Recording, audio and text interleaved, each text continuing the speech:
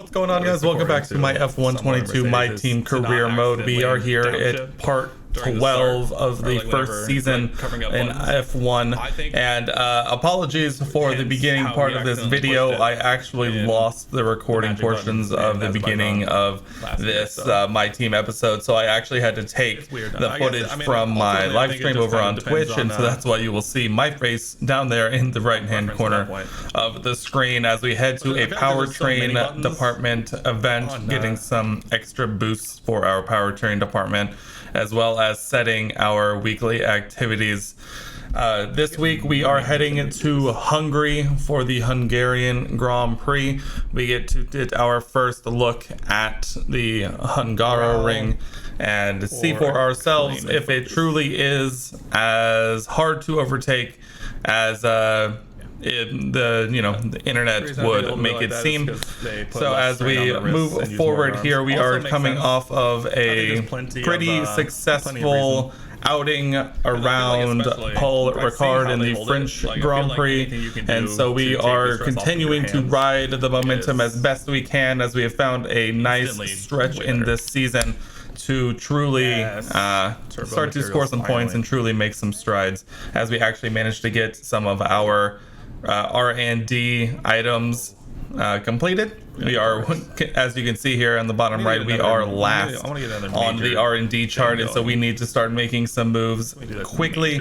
We do have plenty of R&D points to spend, but unfortunately we have a lot of departmental capacity issues, and I think this is due to the fact that we haven't really spent much time upgrading our facilities. This is something we're definitely focusing on going forward, but at the same time we are dealing with the cards that we have been dealt right now, so we have plenty of R&D, so we are absolutely not afraid to spend whatever it takes to try and catch up. Definitely taking care of some of these minor upgrades will definitely help, but we also need to get through some of these minor upgrades so that we can get to those major upgrades and try and get them going as soon as possible. But that said, even though our R&D has been slow, we are continuing to find good results on the track, and so while moving up the R&D chart is important, we are absolutely not complaining at our last few outings out on the track, as we have continued to score pretty good points. Still looking for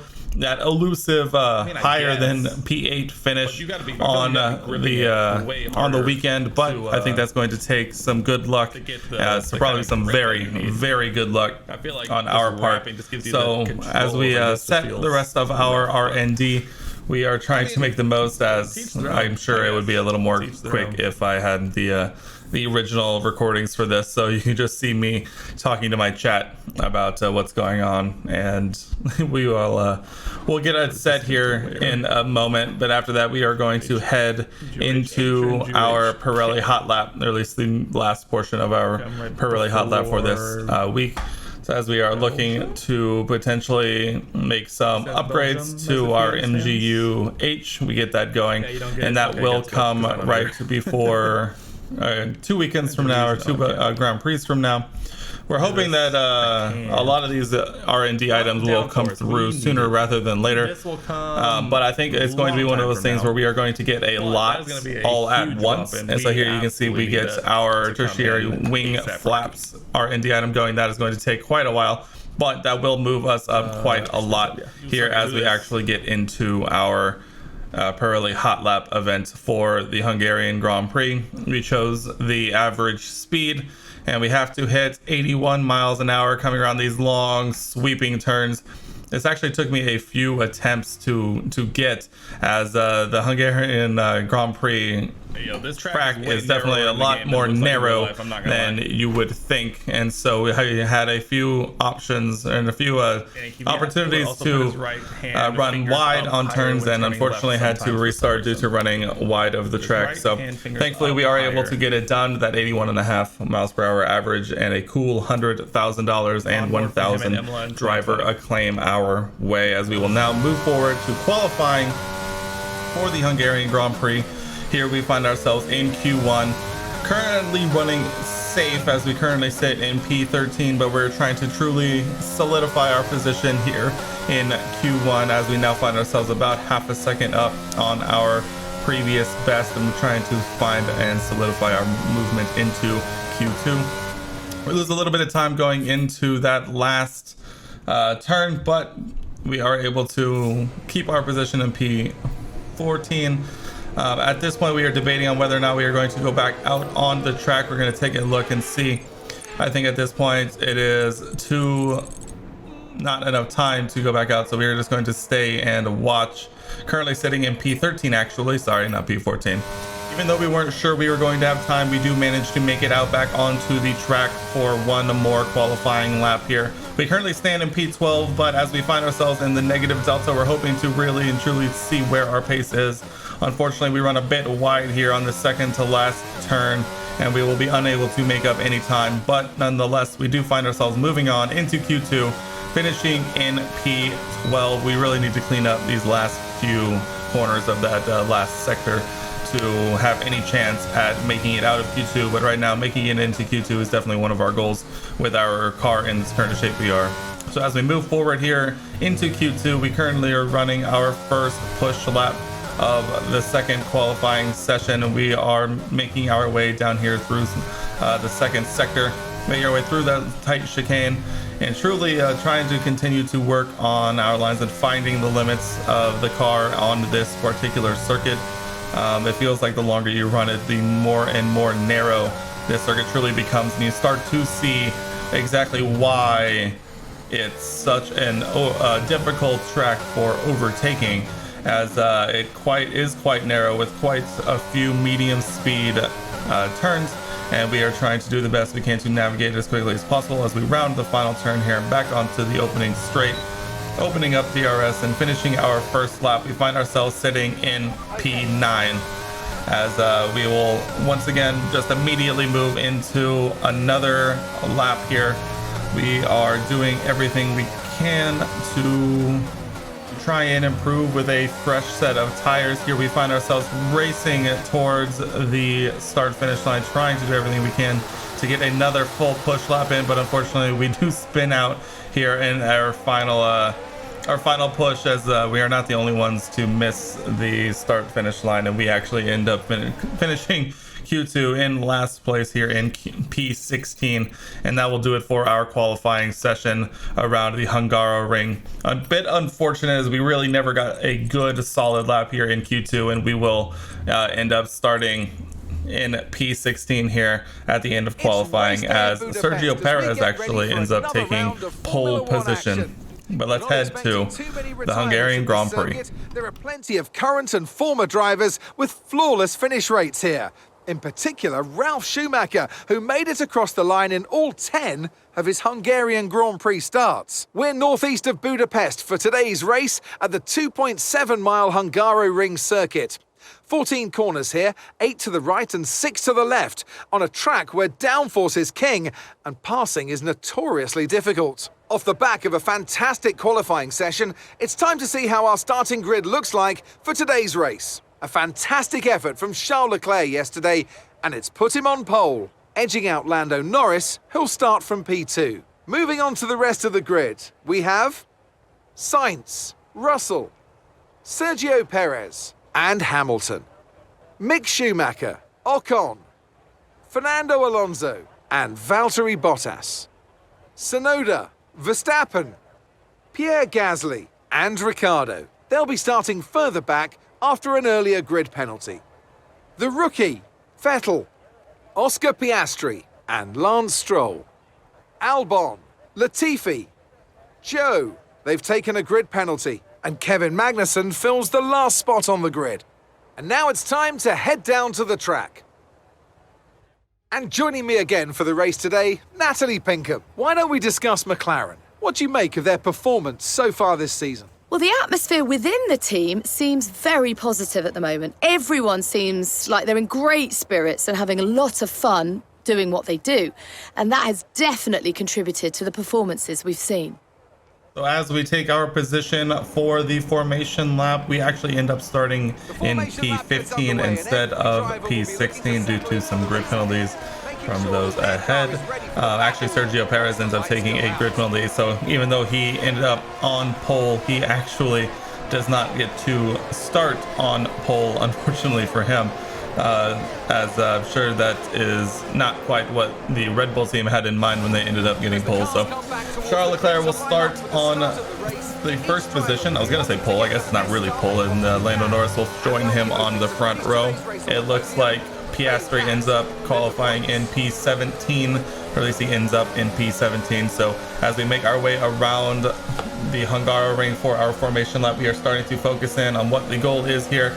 And our goal at this point is just trying to maximize opportunity, recognizing that this is going to be a difficult track to overtake, but also understanding that it's a difficult track for others to overtake us.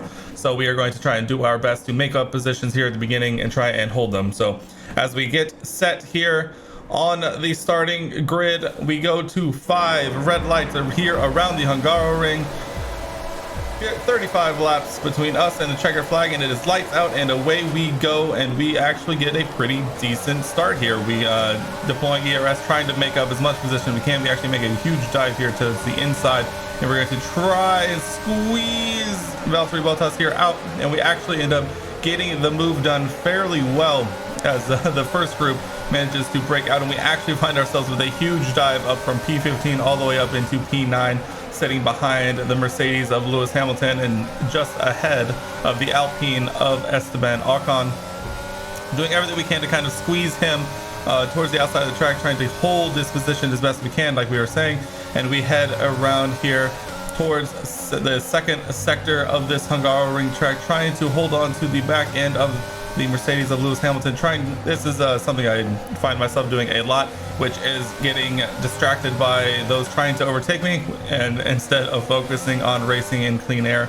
So at this point, the front group is managing to get a bit of a gap, as I was worrying so much about Ocon behind, that at this point we have to make up as much time and space as possible here, as hopefully Hamilton and Alonso fighting will slow them down just slightly enough.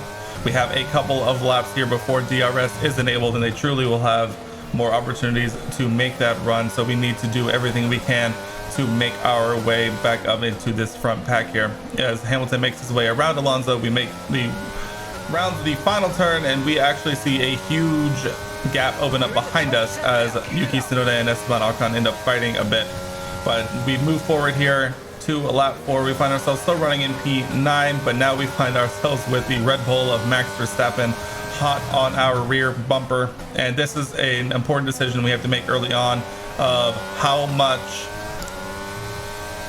we're going to be fighting the current in the current and reigning world drivers champion. And since we run so wide there, we ended up not even getting to make that decision ourselves, as Verstappen just, makes that decision for us as he goes around the outside and easily overtakes us. And so now at this point, though, we find ourselves with an opportunity to continue to try and break the gap behind to the AlphaTauri of Yuki Tsunoda, trying to stay within DRS, still trying to do everything we can to continue to learn about the braking points on this track, as the AlphaTauri makes a bit of a lunge down the inside, but unfortunately, and probably a bit wisely, considering it is us, to back out of that attempted move down the inside, truly running out of space, and probably wisely backs out because, as I am wont to do, is to almost assume that someone is going to back out and potentially causing us damage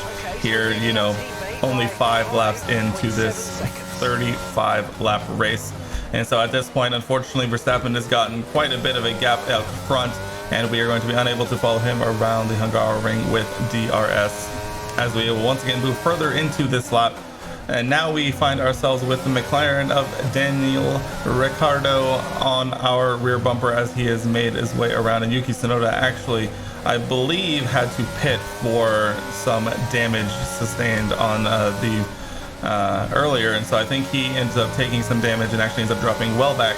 We actually defend up the inside on Daniel Ricciardo, kind of trying to park it as best we can through that corner, trying to hold him and the rest of the pack behind us. We don't have the benefit of having Verstappen in front of us to pull us along with DRS, and so as we make the round the final corner, we are going to do everything we can to break the toe as soon as possible and use as much ERS as we dare, trying to hold the gap to the cars behind us. Thankfully, I think Ocon attacks Ricciardo enough to distract him down this main straight that he is unable to make a move on us, and we're hoping, as we always do, that those fighting behind us will alleviate some pressure on us and we can try and make as much ground up as possible. But it looks like Ricciardo is holding off Ocon well enough that he is still on the hunt for the last points position here around the Hungaroring. Only 6 laps in and we are fighting for our lives for a single point here in Hungary, as we slam the door on Daniel Ricciardo so hard that Ocon actually ends up making his way around the McLaren, and now we find ourselves once again with the Alpine, and it feels like the rest of the grid slowly making their way up on our rear bumper. And as I mentioned at the top, this is going to be a difficult circuit for us to make up places, but it's also going to be a difficult circuit for those to make up places on their own. And so at this point, as the Red Bull is slow, and Max Verstappen, oh my goodness, Max Verstappen out of the Hungarian Grand Prix. What a nightmare for the reigning World Drivers Champion.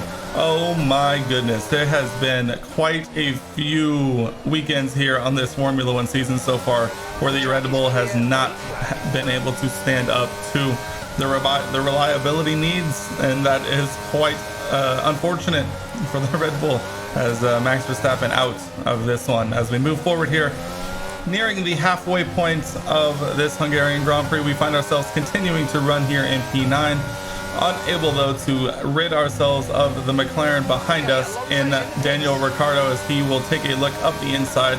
And that is another moment where I was talking about, whereas we're taking a look at our very, very worn tires, that we're hoping that we are able to, you know, create those opportunities to put another driver in a tough position, as we actually end up hitting just ahead of Ricciardo, and so it actually ends up benefiting us the most, I think, as not letting him get in front of us into our scheduled pit stop here, pretty much at the halfway point of this Hungarian Grand Prix. We're hoping to get our turn in correctly as we get our optimal turn in. Hopefully there's no issues and we're able to hold our position ahead of Ricciardo here. So as we manage to do so, Ricciardo actually ends up losing in position to Kevin Magnussen coming out of the pits, and unlike real life here, we find ourselves on the hard tires, hoping to get better results from them, as complete contrary to what happened in real life. You can see there that I'm keeping an eye on the temperatures extremely carefully, trying not to have a Charles Leclerc moment where the cold hard tires, which are so difficult to warm up. And you actually see here as we move forward here to lap 28, we get a bit squirrely, and Daniel Ricciardo has his opportunity to finally send one up the inside on us and take advantage of that mistake. And now we find ourselves chasing the back end of this orange McLaren with Kevin Magnussen, who we have had plenty of run-ins in the past. As we can see, we are also dealing with some underbody damage, and this is where we are afraid that, you know, things are really going to start falling off, and we really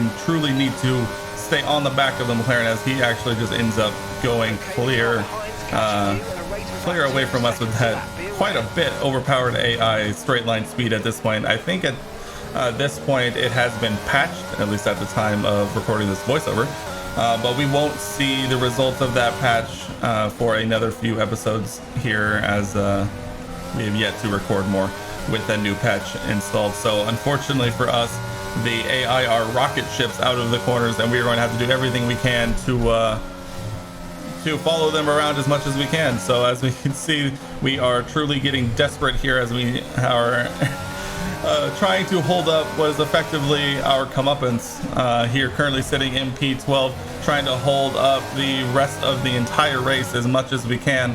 We actually get the blue flags here, as we need to let the front runners through while also trying not to allow anyone else to make the move itself. You can see here that we're actually defending more from Magnussen than we are from, I believe, is George Russell, who ends up making his way through.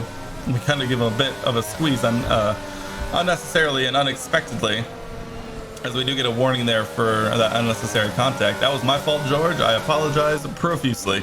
but we will let him go down the main straight, and we actually get the blue flags again, I believe this time for the Red Bull of Sergio Perez, but he's a bit slow coming down this main straight, as we did get DRS from George Russell. So we are trying to avoid a penalty here, but we are also trying to take advantage, if we can, of the DRS from the leaders. So this is an opportunity. As you can see, we've opened up a 2-second gap to Kevin Magnussen here, as now I think we need to absolutely slow up and give Sergio Perez the space he needs, as Magnussen uses that opportunity to follow Perez through and make up a bit of that time. We actually run a little wide here, and we get once again the blue flags, as Kevin Magnussen, you can see on the intervals there on the left. We are causing Carlos Sainz much trouble, as he is very unsure of what's going on ahead, and now we get to follow through the Ferrari and hold up Lewis Hamilton just a little bit. And this is where we do a bit of juggling here, trying to let through the front runners while also, like I was saying, not lose position to Kevin Magnussen, as at least as of this point, you know, running in P12, we've seen in the past, all it takes is one mistake or one DNF and potentially, you know, bunch the pack up. We are still fighting for potential points here. So even though we are moving forward here to our second to last lap, which will actually end up becoming our last lap, with nothing end up happening, no safety cars to come and save the day, as Charles Leclerc comes home to win the Hungarian Grand Prix. We are able to hold on to our position here in P12. Unfortunately, there's a non-points finish here, so our run of points finishes does come home to finish with this one. But nonetheless, we are feeling pretty happy with this result, being able to move up from P15 and to finish here in P12 is definitely a improvement for us as a team. Unfortunately, no points, but considering where our car is on the R&D chart and where our car probably should be here on the grid, we will take this every day of the week.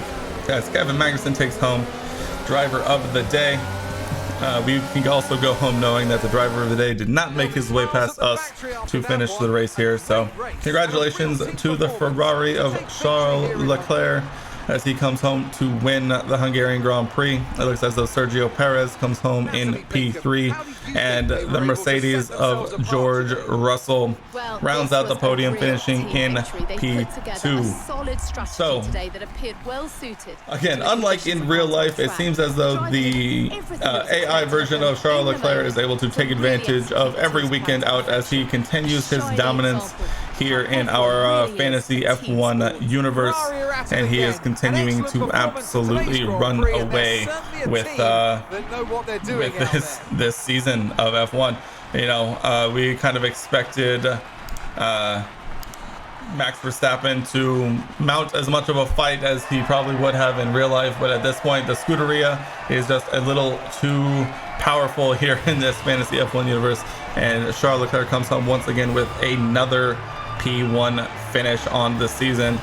As we continue to move forward, you know, for us and our team at this point, we are continuing to focus on our own development, as well as the new and now development of our new teammate Oscar Piastri, as we will take a look at the final standings here and see exactly where we and Piastri actually ends up finishing. As we look down here, it looks like Piastri ends up finishing P20, so unfortunately for him, he ends up losing a few places on the day. That's a bit unfortunate, but at the same time, the Hungarian Grand Prix and the Hungaroring are a cruel mistress, and even though we end up making up 3 spots, we are definitely not doubting Piastri and his abilities, even though he does end up falling. So it'll be interesting to keep an eye on him and his development as we continue to move forward, as we know that he is an investment for the long haul. So taking a look at the constructor standings, we end up falling down into P8, and for the driver standings, we continue to hold in P11.